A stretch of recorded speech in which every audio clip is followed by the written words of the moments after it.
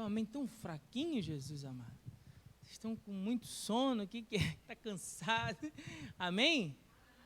Melhorou um pouquinho, né? Eu sei que hoje nós somos um grupo pequeno, mas que Deus possa ainda assim falar poderosamente aos nossos corações nessa noite. Vamos ao livro de João, Evangelho de Jesus, segundo escreveu João.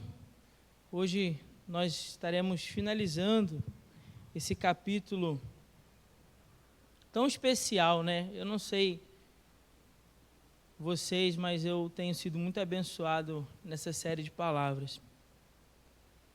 João, capítulo 8, nós vamos ler hoje do verso 37 até o versículo 59. Verso 37 até o 59.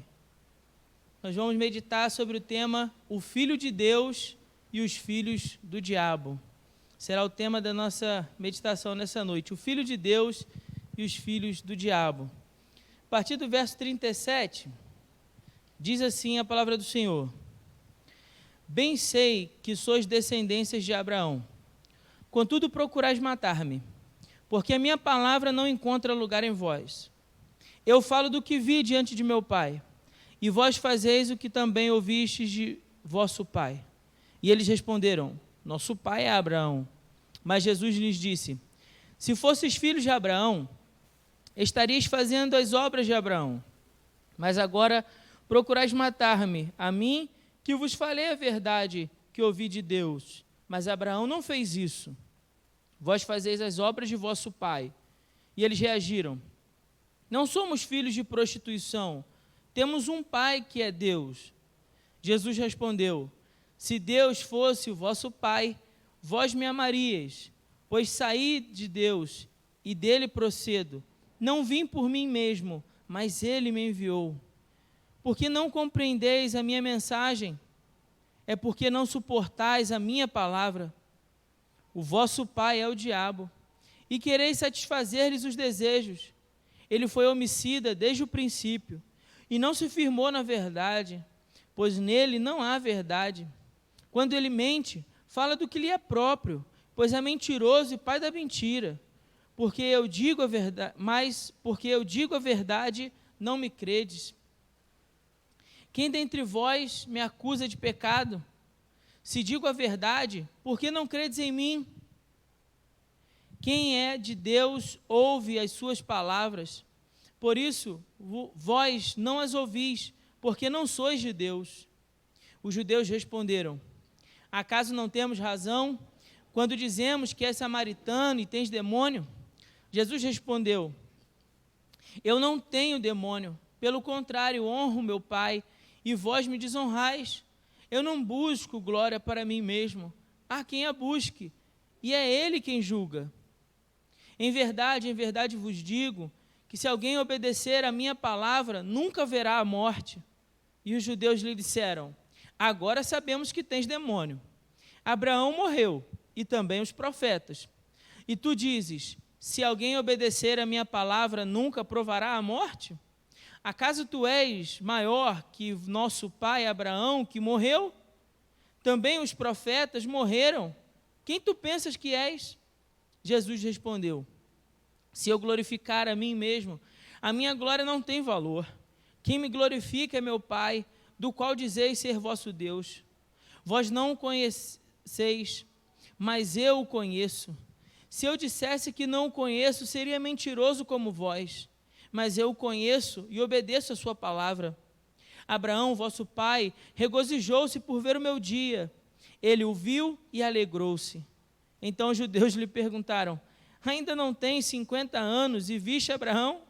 Jesus lhe respondeu: em verdade vos digo, que antes que Abraão existisse, eu sou. Então eles pegaram em pedras para apedrejá-lo, mas Jesus escondeu-se e saiu do templo. Mantenha sua Bíblia aberta, mas feche novamente seus olhos, vamos orar. Pai querido, muito obrigado, Senhor, pela Tua palavra. Pedimos, Senhor, em nome de Jesus, que Teu Espírito Santo nos dê compreensão, entendimento, discernimento da Tua palavra. Pai, que nessa noite nossos corações possam ser encontrados como uma terra boa, preparada pelo Teu Santo Espírito, para que a Tua palavra possa ser em nós semeada e produzir muitos frutos, Senhor, a 30, 60, a 100 por um, frutos para a Tua glória, Senhor. Toma, Jesus, nossas vidas em Tuas mãos.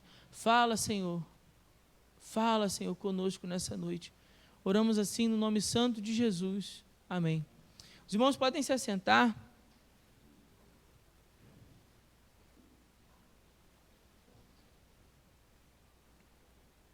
Bom, eu preciso recapitular algumas ideias. Esse exercício é sempre necessário, uma vez que nem sempre as pessoas que estão aqui hoje vieram no domingo passado. Então, vou pedir aí o carinho, a compreensão, a paciência dos irmãos. Bom, só para explicar o seguinte, o capítulo 8 do Evangelho de João é um capítulo permeado de discussões muito importantes. Um outro conceito que eu quero resgatar aqui com os irmãos é que quando nós começamos a falar desse Evangelho, os irmãos vão lembrar que nós falamos sobre o propósito do Evangelho de João. E o propósito do Evangelho de João é muito importante para a gente compreender essa seção que a gente acabou de ler, para realmente conseguirmos compreender o que Jesus está querendo dizer ali. Como assim, pastor? Bom, vou explicar. No Evangelho de João, o seu maior propósito é provar para os seus ouvintes, para os seus leitores, que a gente chama de destinatário original. O que é o destinatário original? Aquelas primeiras pessoas que vão receber o livro, certo? Lembre que esse texto não é escrito diretamente para nós, né? Igreja no século 21. Esse texto foi escrito pelo apóstolo João para os seus leitores naquele tempo histórico. Então, a gente precisa compreender como foi que os seus leitores receberam essas informações. A partir daí, a gente consegue compreender melhor o que diz o texto. Então, se João escreve para aquelas pessoas, né, para os chamados destinatários originais, e ele tem a intenção de provar para aquelas pessoas que Jesus é Deus, o que João vai fazer? João não vai, por exemplo, escrever todos os milagres de Jesus. Por exemplo, Marcos escreveu muito mais milagres do que o Evangelho de João. Tem um número muito maior. João também não vai se preocupar com todas as profecias que provam que Jesus é o Messias. Mateus, por exemplo, vai ter muito mais provas das profecias dos profetas, né, sobre Jesus do que o Evangelho de João. João não está muito preocupado com isso. Já Lucas tende a apresentar Jesus como um homem perfeito, também o homem Jesus pleno na presença de Deus. João, na verdade, ele segue um outro caminho, o caminho de mostrar que em Jesus está plenamente o divino. Deus habitou plenamente em Jesus. Jesus é o Filho de Deus. E por que João vai fazer isso? Porque naquele momento, só para os irmãos também entenderem, você não é obrigado a saber dessas coisas, mas para a gente poder entender bem o texto de hoje, é importante também dizer isso, João foi o último dos evangelhos a serem escritos. Então, naquele período da história da igreja, a igreja está sendo muito atacada, porque falsos profetas estavam se levantando na vida da igreja para dizer que Jesus não era Deus, para tentar perverter a fé de alguns. Então, a igreja naquele momento, naquele período, está sendo muito atacada por falsos mestres, falsos profetas, né, falsos homens de Deus ali, que estão desvirtuando a fé da igreja para dizer que, bom, Jesus não é bem assim Deus, vai. Jesus era um homem de Deus, mas não que ele seja plenamente Deus. Então, João, quando ele escreve, ele tem esse trabalho de selecionar alguns episódios para nós, para poder fazer com que eu e você consigamos compreender na vida de Jesus. Bom, você vai ver que Jesus teve 3 anos de ministério, mas João retrata pouquíssimas semanas do ministério de Jesus. Por quê? João vai pensar alguns eventos, para que esses eventos somados, né, pudessem mostrar para mim e para você, Jesus é Deus. Jesus é o verdadeiro Filho de Deus. Então, esse é o objetivo, certo? Esse é o objetivo.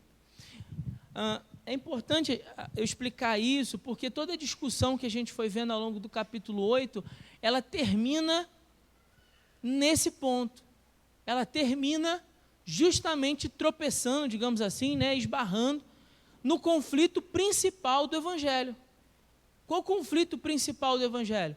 Provar para os ouvintes que Jesus é Deus, que Jesus é o Filho de Deus. No final desse capítulo, a discussão é essa. A gente começou o capítulo,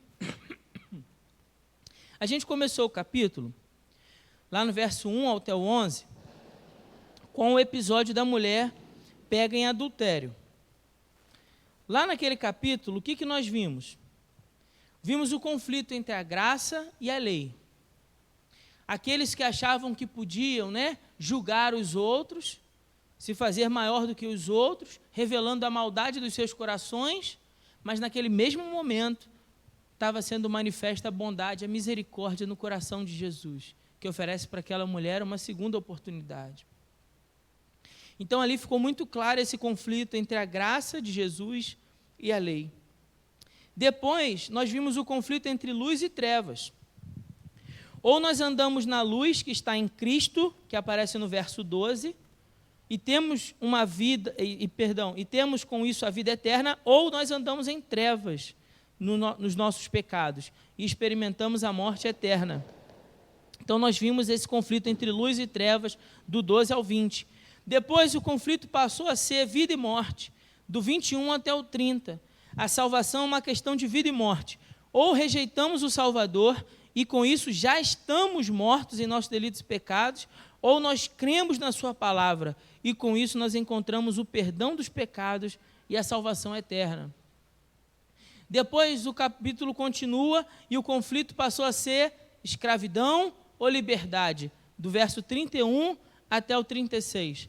Enquanto a verdadeira escravidão reside numa vida de pecado, a verdadeira liberdade encontramos na vida com Jesus. Então veja que esses 4 conflitos colaboram para aquilo que a gente vai chegar hoje. Porque o tempo todo, o que o texto está deixando claro é, enquanto no ser humano, corrompido pelo pecado, habita todo tipo de maldade, no coração de Jesus foi manifesto a bondade e a misericórdia do próprio Deus. Então, o tempo todo, graça e lei, luz e trevas, vida e morte, liberdade e escravidão, o tempo todo, o texto está mostrando para nós, olha, existe a maldade e a corrupção no coração do homem, mas existe também graça e misericórdia na pessoa de Jesus. No final de tudo, para deixar claro, para tirar qualquer dúvida nossa, ele fala, olha, essa bondade, essa luz, essa liberdade, esse conhecimento da verdade, essa graça, habitam em Jesus porque Ele é o próprio Deus. Final do versículo, no final do capítulo, ele fecha com chave de ouro. E como eu falei aqui, né, no domingo passado, aliás, há alguns domingos já, o capítulo começa com um possível apedrejamento, e vai terminar também com possível apedrejamento. Né? Afinal de contas, eles queriam apedrejar alguém. Né? Quem seria? Estavam esperando uma oportunidade. E ao longo do capítulo também, outra coisa que eu falei para os irmãos aqui, é que 4 vezes aparece a expressão eu sou. 4 vezes, eu sou. E essa expressão é uma referência clara a Êxodo 3,14. Volto a lembrar. Quando Deus se apresenta a Moisés, e Moisés questiona e fala assim, bom, mas quem eu digo que sou? E ele fala assim, diga que eu sou, o enviou a vós. Eu sou. Então, ao longo do capítulo, Jesus faz referência à sua própria divindade. Isso aparece no verso 12, depois no verso 24, depois no verso 28 e, por último, no verso 58, a expressão eu sou. Eu sou, todas elas revelando a divindade de Jesus. Bom, dito isso, ou melhor, tudo isso, quando a gente entra nessa sessão, a gente percebe que a discussão agora virou de novo, mudou de novo. Então a discussão agora é em torno da palavra pai. Não sei se você reparou isso quando a gente estava lendo, mas começou uma discussão em torno da palavra pai. Quem é filho de quem? Quem é pai de quem? No primeiro momento, a discussão é: quem são os verdadeiros filhos de Abraão? Quem são os verdadeiros filhos de Abraão? Vamos voltar aí na sua Bíblia, acompanha comigo,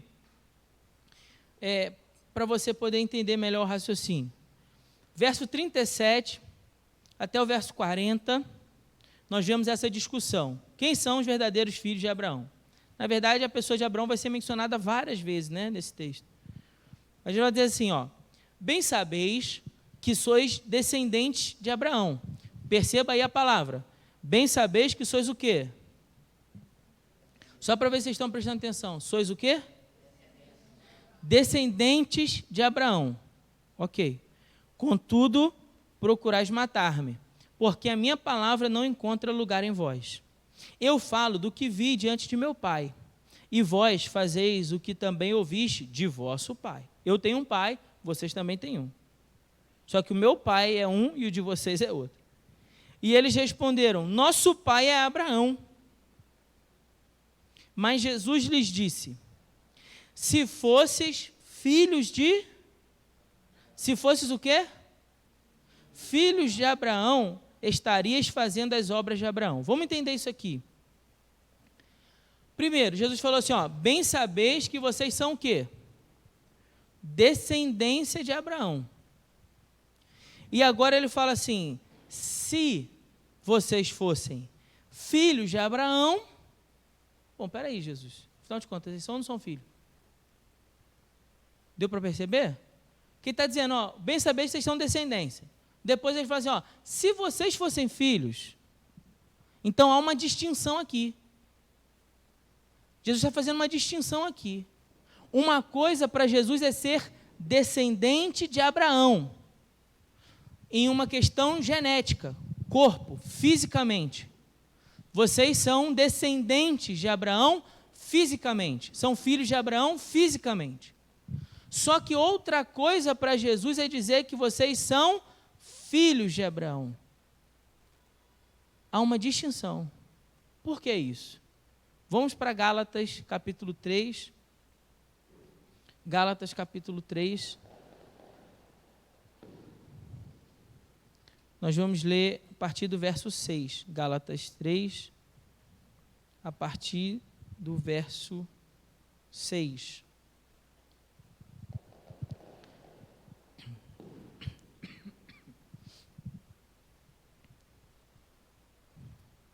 Vocês já acharam?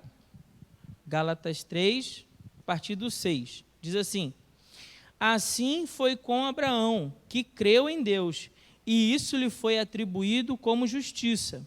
Sabei então que os da fé é que são o quê? Quem são os filhos de Abraão? Os da fé. E a Escritura, prevendo que Deus iria justificar quem? Os gentios, pela fé, anunciou com antecedência a boa notícia a Abraão. Pastor, quando é que foi que Deus fez isso com Abraão? Você vai lembrar que Deus chama Abraão para fora da sua tenda e diz assim: Abraão, olha para as estrelas do céu. Conte-as, se pode contar. Assim será a sua descendência. Abraão, naquele momento, ficou maravilhado. Qual de nós poderia contar o número de estrelas no céu? E ele olhando, mas ele não tinha nenhum filho ainda que fosse seu descendente, fisicamente falando. Ele não tinha nenhum filho ainda. Mas Deus olhou e disse assim: Abraão, olha para as estrelas, conte-as. Deus havia dado uma promessa a Abraão, lá no capítulo 12, isso aconteceu no capítulo 15, no capítulo de Gênesis, no capítulo 12 de Gênesis, Deus tinha dado uma promessa a Abraão e disse assim: Abraão, em ti serão benditas, quantas famílias? Todas as famílias da terra. O que Deus estava querendo dizer a Abraão naquele momento? Em ti serão benditas todas as famílias. Como assim, Senhor? Todas as famílias da terra. Mas ali já ficou claro que não era só uma promessa para a família de Abraão, para os seus descendentes, mas uma promessa que se cumpriria na vida de Abraão e abençoaria todas as famílias da terra, por meio do seu descendente. que mais o texto diz? No final do verso 8, dizendo: em ti serão abençoadas todas as nações. Desse modo, os da fé são abençoados juntamente com Abraão, homem que creu. Pois todos os que são das obras da lei estão debaixo da maldição, porque está escrito: maldito todo aquele que não permanece na prática de todas as coisas escritas no livro da lei. É evidente que ninguém é justificado diante de Deus pela lei, porque o justo viverá pela fé. A lei não vem da fé, ao contrário, o que fizer estas coisas terá vida por meio delas. Cristo nos resgatou da maldição da lei, tornando-se maldito em nosso favor, pois está escrito: maldito todo aquele que for pendurado em um madeiro. Isso aconteceu para que a bênção de Abraão chegasse aos gentios, em Jesus Cristo, a fim de que recebêssemos a promessa do Espírito pela fé. Bom, o que o texto está dizendo? Que os filhos da fé são aqueles que receberam Jesus Cristo pela fé como seu Salvador. Então, quem são os filhos de Abraão? Todos aqueles que são os filhos da fé. Quem são os filhos da fé? Aqueles que pela fé receberam Jesus como seu Salvador. Então, para Jesus é muito clara essa distinção. Por isso ele diz: olha, bem sabeis, vocês são descendentes de Abraão. Ok, vocês nasceram da linhagem de Abraão. Mas se vocês fossem filhos, e um filho da fé é aquele que pratica as obras de Abraão, aquele que creu como Abraão creu. Se fosses filho, ele diz, estarias fazendo as obras de Abraão. Por quê? Porque Abraão acolheu a palavra de Deus. Abraão acolheu pela fé aquilo que Deus estava prometendo a ele, sem nem que ele visse nada daquilo. Ele viu essas coisas pela fé. Mas imagina só, Deus falando isso para você: olha, sua descendência vai ser como as estrelas do céu. Você acha que ele entendeu perfeitamente tudo que essas palavras queriam dizer? É claro que não, é claro que ele não compreendeu tudo. Mas pela fé ele acolheu aquela palavra. E ele recebeu aquela palavra. E diz o texto lá em Gênesis capítulo 15, que ele creu. E porque ele creu, isso lhe foi atribuído como justiça. Deus justificou Abraão porque ele creu nas promessas, sem que elas nem tivessem acontecido. Então, para Jesus, é muito claro que aqueles homens, embora sejam descendentes de Abraão, verso 37, fisicamente, eles não eram filhos de Abraão, verso 39. Ou seja, aqueles que por meio da fé pessoal foram feitos filhos de Abraão. Aqueles que foram feitos filhos de Deus por meio da fé salvadora em Cristo Jesus. Os verdadeiros filhos de Abraão são aqueles que acolheram a fé salvadora em Cristo. Quem são os filhos de Abraão? Todo aquele que recebeu Cristo Jesus como seu Salvador. É por isso que a Bíblia vai dizer que se Deus fez um povo em Abraão, lá no Antigo Testamento, em Israel, se Deus construiu um povo, o povo de Israel, para ser seu e para ser um exemplo para as nações, em Jesus, Deus também constituiu um povo, que somos nós. Nós somos descendentes de Abraão, pela fé. Então, nós somos filhos e filhas de Abraão pela fé. Em Jesus, Deus comprou para si mesmo um povo, pelo sangue do Cordeiro. Isso, infelizmente, eles não compreenderam. Abraão ouviu a verdade de Deus e obedeceu. No entanto, esses líderes religiosos estavam aqui discutindo com Jesus, ouvindo a verdade da boca de Jesus e ainda assim rejeitando as suas palavras. Ainda assim, eles rejeitando as suas palavras.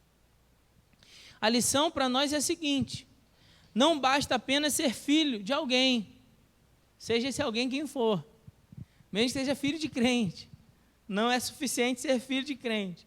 Ou participar de um grupo religioso, essas pessoas também participavam de um grupo religioso, não é suficiente.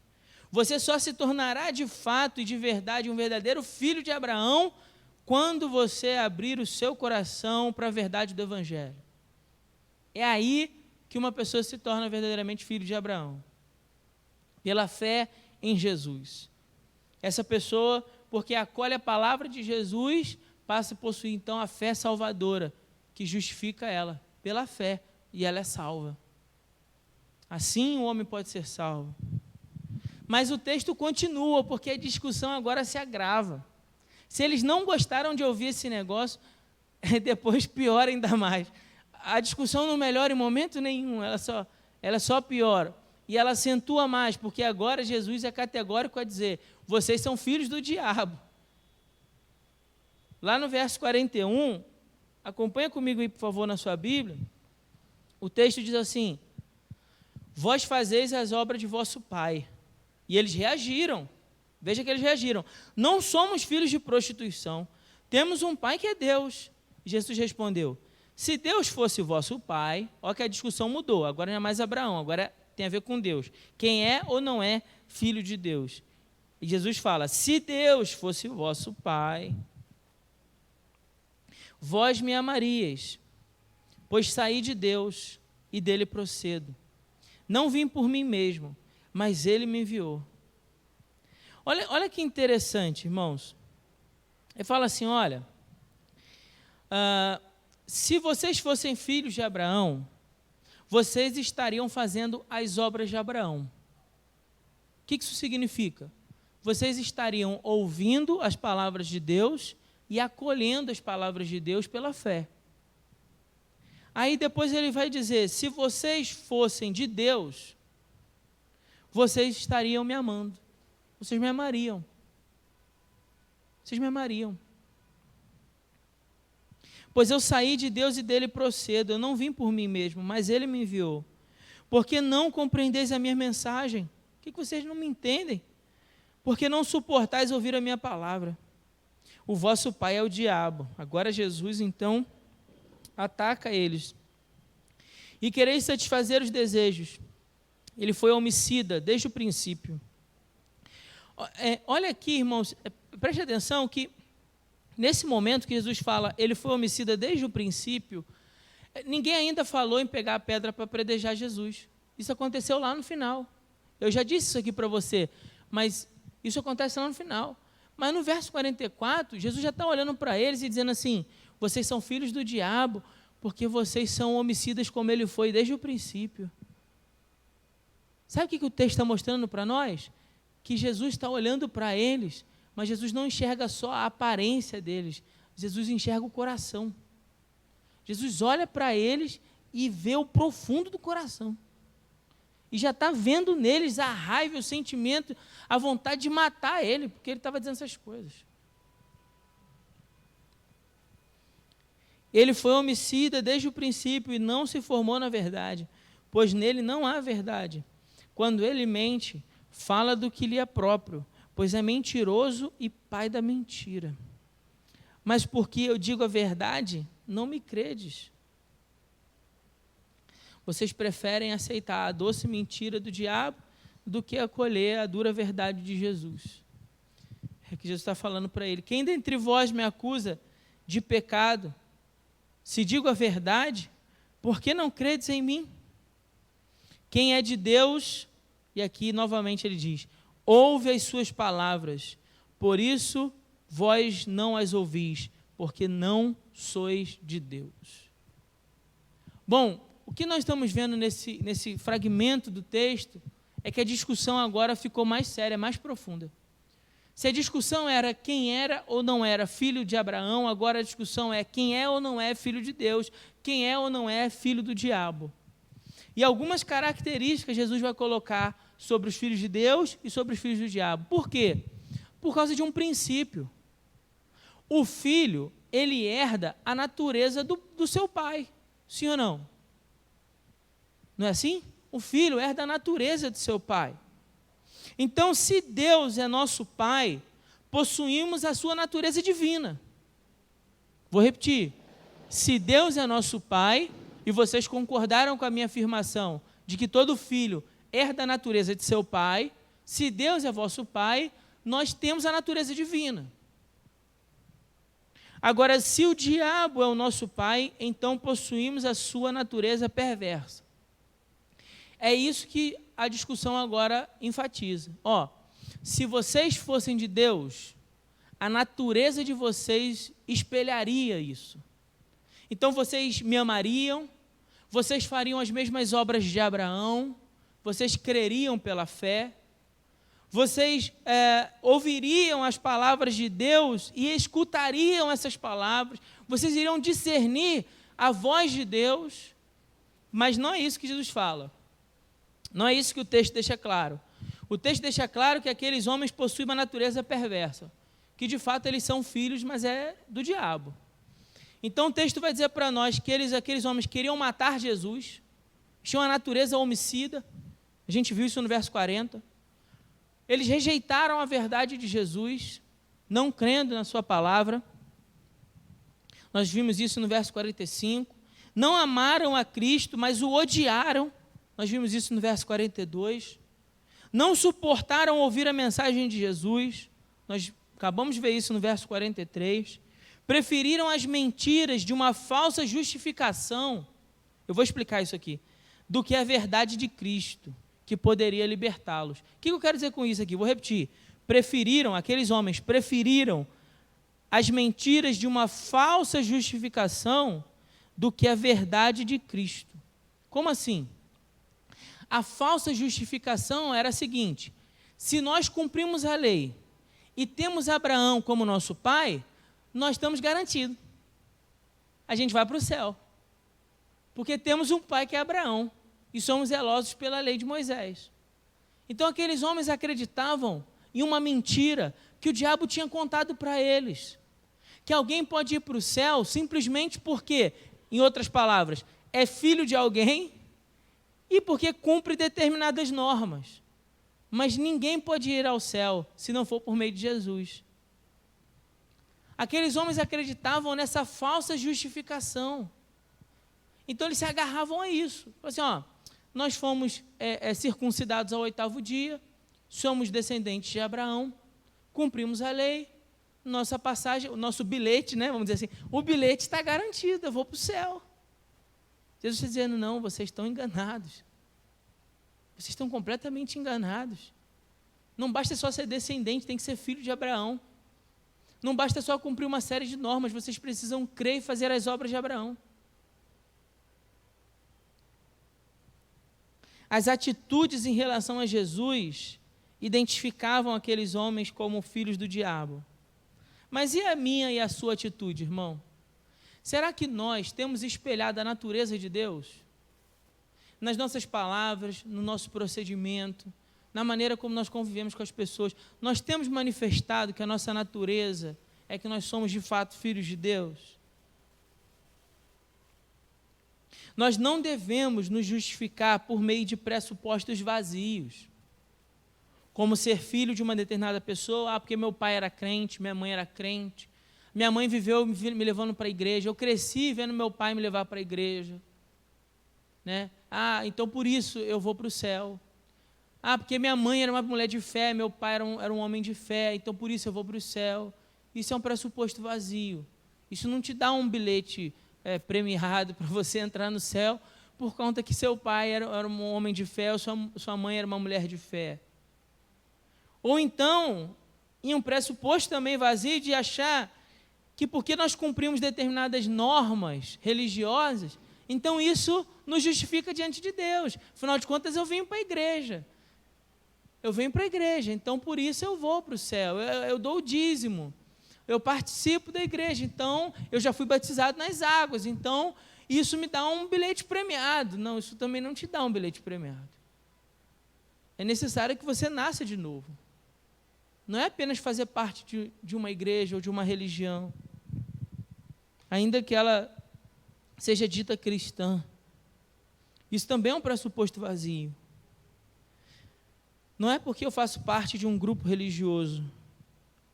O que verdadeiramente importa é que o mundo possa ver em mim como um filho de Deus, como um filho de Jesus, como um filho de Abraão pela fé. Depois, o texto se agrava porque agora eles começam a atacar a mensagem. O mensageiro. Eles tentaram 2 vezes combater a mensagem, mas não conseguiram.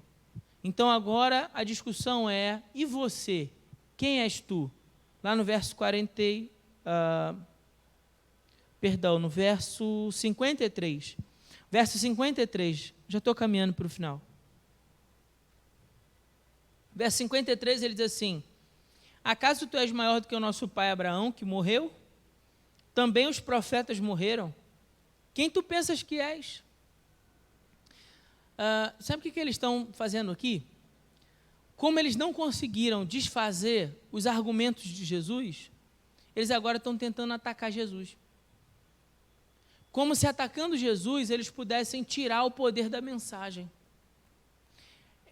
Essa foi uma armadilha que aqueles que servem ao diabo sempre tentaram fazer na história do cristianismo.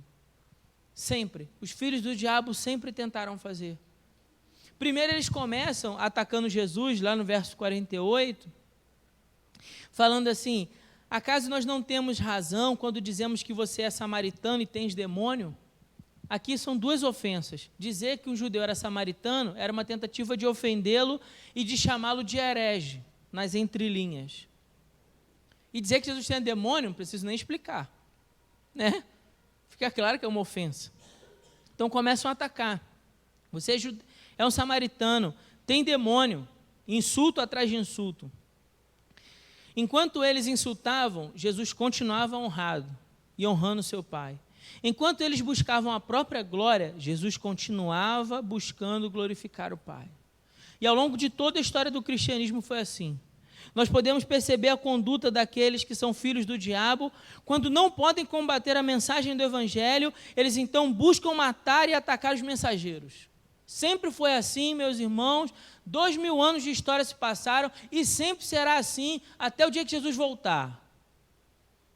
Então entenda isso, nunca mudou. A estratégia dos filhos do diabo sempre foi a mesma. Eles não podem acabar com a mensagem, então eles tentam acabar com os mensageiros.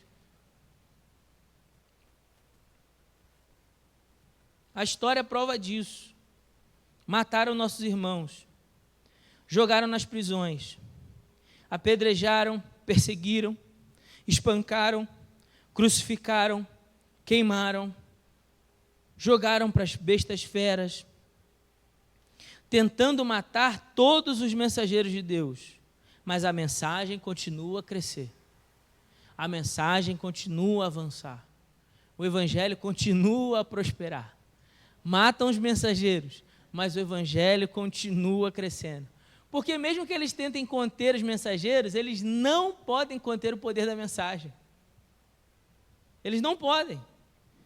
O próprio Deus foi quem disse: passarão céus e terras, mas a minha palavra permanece para sempre. Nada pode conter o poder do Evangelho. Irmãos, guarde isso. Nada pode conter o poder do Evangelho. Não interessa o quanto persigam os cristãos. Não interessa o quanto nos apedrejem e matem pelo mundo afora, onde os governos, inspirados por Satanás, filhos do diabo, tentam apedrejar, perseguir, matar os cristãos. Mesmo assim, não poderão conter o avanço do Evangelho, porque o Evangelho não está fundamentado nos mensageiros, está fundamentado naquele que é a própria mensagem, que é Jesus. O Evangelho está sobre a rocha, que é Jesus. Por isso que ele permanece diante de tantas tempestades. As circunstâncias mudam, irmãos. As circunstâncias mudam a todo tempo. A história mostra isso. Há momentos onde um governo é favorável, há momentos onde outro governo surge e tenta se opor, e não importa. Não importa, de todo jeito, o Evangelho continua a prosperar. Ninguém pode conter o poder dessa mensagem. Ela está fundamentada sobre a pessoa do próprio Jesus. Ela é mais poderosa do que eu e você. Nós somos só pequenos mensageiros diante disso. Nossos irmãos, no passado, sofreram perseguições muito maiores, muito mais cruéis, muito pesadas. Por último, o texto termina com a declaração de Jesus dizendo: eu sou. Leia comigo, por favor, a partir do verso 56. Abraão, vosso pai, regozijou-se por ver o meu dia. Ele o viu e alegrou-se. Eu já expliquei isso aqui, mas repito. Abraão viu o dia do Senhor e alegou-se pela fé, porque ele contemplou na infinidade daquelas estrelas, como se fossem os seus filhos, e ouviu do próprio Deus: em ti serão benditas todas as famílias da terra. E mesmo que Abraão não pudesse compreender o que tudo aquilo significava, de alguma maneira ele creu, e isso foi imputado a ele como justiça. Abraão olhou naquele momento e viu tantos filhos. Eu não sei como é que isso vai acontecer, não tem como ser só por mim, eu já sou velho, já sou de idade. O que ele viu foi eu e você sendo resgatados pelo sangue do Cordeiro, sendo nos transformados filhos e filhas de Deus pela fé. E então os judeus lhe perguntaram: ainda tem 50 anos e viste Abraão? Jesus respondeu: em verdade vos digo, que antes que Abraão existisse, eu sou. Aqui fica muito claro. Se nas outras 3 vezes eles não tinham entendido, ou tinham entendido mais ou menos, fizeram vista grossa, agora estava claro. Jesus estava querendo dizer sobre a sua divindade. A declaração aqui, antes que Abraão existisse, eu sou, é uma afirmação clara sobre a divindade de Jesus. Tal como o próprio Deus se apresentou a Moisés no meio da sarça.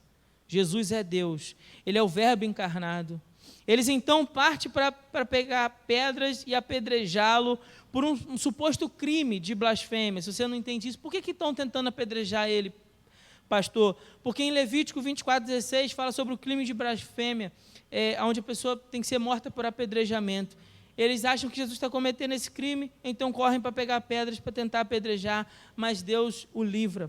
E ao longo do Evangelho de João, nós vemos Jesus repetindo várias vezes essa afirmação: eu sou, eu sou, eu sou. E surpreenda-se ou não, o autor menciona 7 vezes eu sou. Eu sou o pão da vida, em João 6,35. Eu sou a luz do mundo, em João 8,12. Eu sou a porta das ovelhas, em João 10,7. Eu sou o bom pastor, em João 10:11, 14. Eu sou a ressurreição e a vida, em Jesus 11:25. Eu sou o caminho, a verdade e a vida, em João 14:6. Eu sou a videira verdadeira, João 15:5. Que tudo isso tem em comum é dizer que Jesus de fato é Deus e alcança a salvação todo aquele que o recebe como seu Salvador. Mas aquelas pessoas eram muito difíceis de serem ganhas. Sabe por quê? Porque aquelas pessoas, elas tinham a consciência endurecida e elas não conseguiam perceber a sua necessidade de um Salvador. Como nós vimos ao longo de todo o capítulo 8, elas acreditavam que podiam salvar a si mesmas. Veja isso, irmãos. O pecado daqueles homens é que eles acreditavam que eles podiam se salvar, que a sua moral legitimava eles para julgar os outros, que o seu conhecimento da religião os esclarecia, quando na verdade era cheio de preconceito e os cegava, impedindo de ver a luz de Cristo. Eles pensavam que estavam vivos, mas na verdade nós vimos nesse capítulo que eles estavam mortos nos seus delitos e pecados. Eles acreditavam ser livres, quando na verdade eles eram escravos do pecado. Eles se julgavam ser filhos de Deus, quando na verdade nós acabamos de ver, eles eram filhos do diabo. E assim se cumpriu na vida daqueles homens o que Jesus declarou em João 8:24. Por isso vos digo que morrereis em vossos pecados, se não crer que eu sou. Se não crerdes que eu sou, morrereis em vossos pecados. Mas e você, meu irmão? E você, minha irmã? Depois de ouvir tudo isso, você já reconheceu Jesus como seu Salvador? Você já reconheceu Jesus como verdadeiramente Filho de Deus? A sua natureza, a sua palavra, o seu procedimento dão prova da sua divindade. E só é salvo aqueles cujos corações se abrem para a sua mensagem e admitem: eu tenho a necessidade de um Salvador. E então, olhando para Jesus, reconhecem: este é o Salvador de que preciso. Deixa eu repetir isso aqui. Só é salvo aquele que olha para si mesmo e reconhece a necessidade que tem de um Salvador. E que, olhando para Jesus depois, reconhece em Jesus: este de fato é o Salvador de que preciso. Esse então é alguém verdadeiramente livre, é alguém vivo, é alguém que anda na luz, é alguém que recebeu graça, é alguém que de fato foi feito filho de Deus. Que Deus nos abençoe com a sua palavra em nome de Jesus. Nós vamos cantar. Eu vou pedir ajuda aqui a Vanessa, nós vamos cantar um hino.